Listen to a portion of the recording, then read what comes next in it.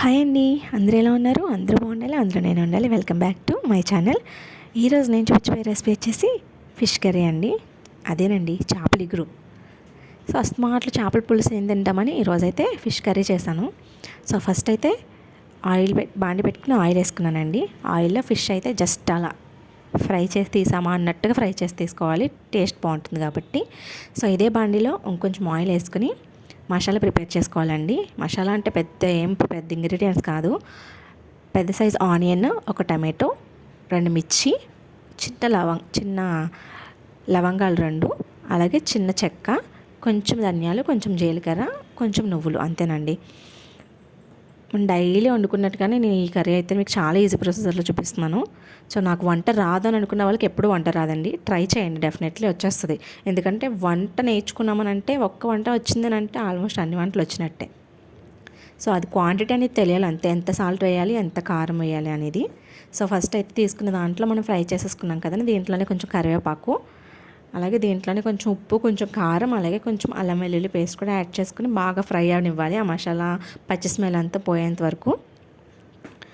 ఇది పైకి నూనె తేలుతుంది అనిపించుకొని మనం ముందుగానే ఫ్రై చేసుకున్నాం కదండి చేప ముక్కలు. సో ఆ చేప ముక్కలు తీసుకొచ్చి ఇందులో వేసేసేయాలి.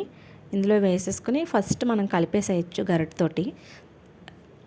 దీంట్లోనే కొంచెం కారం, అలాగే కొంచెం మసాలా, ఫిష్ మసాలా అంటే ఫిష్ మసాలా, లేదంటే మీరు చికెన్ మసాలా కూడా యూస్ చేసుకోవచ్చు, ఎవరి టేస్ట్కి తగ్గట్టు వాళ్ళు.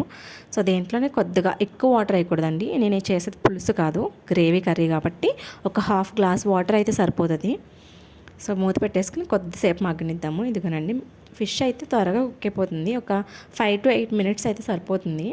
సో వాటర్ అంతా దగ్గరగా అయిపోయేంత వరకు, ఆయిల్ పైకి తేలేంత వరకు కుక్ చేసుకోవటమే. చాలా ఈజీ అండి. మనం ఏదో పెద్ద బ్రహ్మ విద్య అనుకుంటాం, కానీ కాకపోతే ఆ ఉప్పు కారం అడ్జస్ట్మెంట్లో ఉంటుందన్నమాట. ఎక్కువ వేసేసారంటే తినలేరు, తక్కువైందన్న కూడా తినలేరు. సో మీడియంగా ఉండాలి. సో లాస్ట్లో కొత్తిమీర, కరివేపాకు యాడ్ చేసుకొని ఒక 5 minutes మూత పెట్టుకుని నూనె పైకి తేలేంత వరకు కుక్ చేసుకుంటే మన చేపల కర్రీ అనేది రెడీ అయిపోయింది. సో నా ఛానల్ మీకు నచ్చినట్లయితే నా ఛానల్ని సబ్స్క్రైబ్ చేసుకోండి, లైక్ చేయండి, షేర్ చేయండి. మరిన్ని వీడియోస్ కోసం నా ఛానల్ వెయిట్ చేయండి. Thank you for watching. చూసిన ప్రతి ఒక్కరు సబ్స్క్రైబ్ చేసుకుంటారని మనస్ఫూర్తిగా కోరుకుంటున్నాను.